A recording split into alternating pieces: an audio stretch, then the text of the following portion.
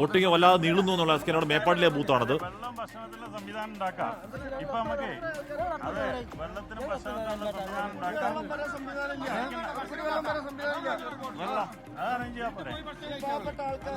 മുണ്ടക്കൈ ചൂരൽ ദുരന്തബാധിതരാണ്, അതിജീവിച്ച മനുഷ്യന്മാരാണ്. ആ ചേട്ടൻ, കറുത്ത ഷർട്ട് ചേട്ടൻ ഏറ്റവും ടോപ്പിൽ നിന്ന് മരിക്കാതെ അദ്ദേഹത്തിന്റെ കുടുംബത്തിൽ ഒരുപാട് പേർ മരിച്ച ഒരാളൊക്കെയാണ്. അങ്ങനെ എല്ലാ ഇവരൊക്കെ നമുക്ക് നേരിട്ടറിയാവുന്ന മനുഷ്യന്മാരുമാണ് കേട്ടോ.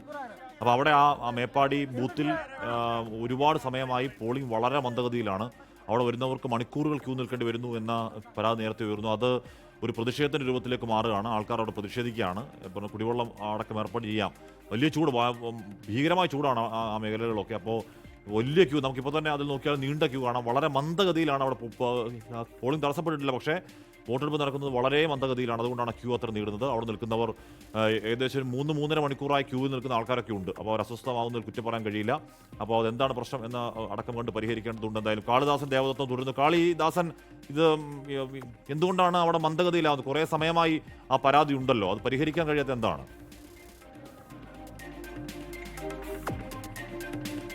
ഹാഷ്മി, അതുതന്നെയാണ്. ഏറെ നേരമായി, 1.5 മണിക്കൂറിന് മുകളിലായി, അതായത് 2.5 മണിക്കൂറിനടുത്ത ഇവർ ഇവിടെ വലിയ രീതിയിൽ ക്യൂ നിൽക്കുന്നു. എത്രയോ നേരം വലിയ രീതിയിലുള്ള പ്രശ്നങ്ങളൊക്കെ തന്നെ ഉന്നയിക്കുന്നുണ്ട്. വെള്ളമെങ്കിലും കിട്ടട്ടെ, വെള്ളമെങ്കിലും. ഇതുവരെ ഇങ്ങനെ തിരക്കുണ്ടായില്ല. ഞങ്ങൾ പോയി വോട്ട് ചെയ്യാൻ വരിക, ഇതല്ലാതെ വേറെ പരിപാടിയില്ല. ഇത് 2.5 മണിക്കൂറായി നിൽക്കാൻ തുടങ്ങിയിട്ട്. 2.5 മണിക്കൂറായി ഹാഷ്മി ഇവരിവിടെ നിൽക്കാൻ തുടങ്ങിയിട്ട്. കുറെ കുട്ടികളൊക്കെ അല്ലേ, ചെറിയ കുട്ടികളൊക്കെ അല്ലേ, കുറച്ച് വെള്ളം കാര്യങ്ങൾ സംവിധാനം ചെയ്യേണ്ടത്. അതൊന്നുമില്ല. ഇതെന്താ അത്? അതെ, അത് തന്നെ. രാവിലെ മുതൽ വന്ന് നിൽക്കുന്നവരാണ് ഇവിടെ. ഈ അമ്മച്ചി എത്ര നേരമായി വന്ന് നിൽക്കുന്നു? 2 മണിക്കൂറായി. 2 മണിക്കൂറോ? എന്നിട്ട് ഇതുവരെ ഒന്നും ആയില്ലേ? എന്താ ചോദിച്ചപ്പോ എന്താ പറയുന്നത്? നമ്മളൊന്നും ചോദിച്ചില്ല, നമ്മള് വരിയിൽ അങ്ങനെ പോകല്ലേ, അതൊന്നും ചോദിച്ചില്ല. ഇവിടെ സ്ത്രീകളുടെ ഒക്കെ തന്നെ വലിയൊരു നീണ്ട നിര തന്നെ കാണാം. അങ്ങോട്ട് നോക്കിയാൽ തന്നെ കാണാം നീണ്ട നിര. 2 മണിക്കൂറായി അവരവിടെ കാത്തു നിൽക്കുന്നു എന്നുള്ളതാണ്.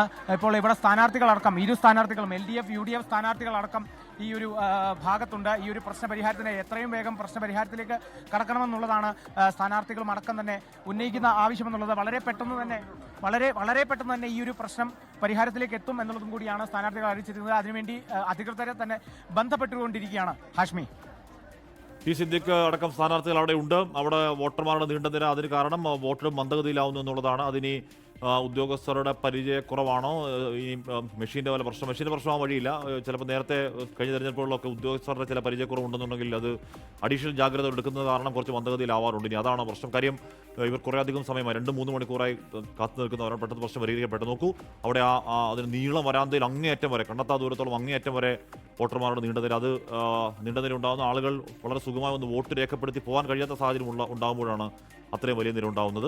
അപ്പോൾ അങ്ങനെ ഇതല്ലെങ്കിൽ തന്നെ എല്ലാ ബൂത്തുകളിലും ഇങ്ങനെ വോട്ടർമാരുടെ നീണ്ട നിര പ്രകടമാണ്. 40.2% എന്നതിലേക്ക് ഉച്ചയ്ക്ക് മുൻപ് തന്നെ എത്തിയെങ്കിൽ കനത്ത പോളിംഗ്, ജനം എന്തോ തീരുമാനിച്ചുറപ്പിച്ചിറങ്ങി വോട്ട് ചെയ്യപ്പെടുന്നു എന്ന് നിഗമനത്തിലെത്താൻ കഴിയുന്ന രീതിയിലുള്ള കനത്ത പോളിംഗ്. ഒന്നുകിൽ ഭരണമാറ്റം അല്ലെങ്കിൽ ഭരണ തുടർച്ച, രണ്ടിലൊന്നിനു വേണ്ടി ജനം വോട്ട് ചെയ്യുന്നു എന്ന കാര്യം തർക്കം വേണ്ട.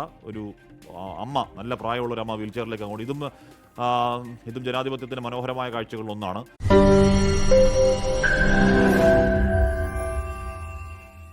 ലോകത്തെവിടെയായാലും ഏത് സമയത്തും 24 വാർത്തകളും ഓഗ്മെന്റഡ് റിയാലിറ്റി പാക്കേജുകളും എക്സ്പ്ലെയിനറുകളും വിശദമായി കാണാൻ ഞങ്ങളുടെ YouTube ചാനൽ നിങ്ങൾക്ക് സബ്സ്ക്രൈബ് ചെയ്യാം.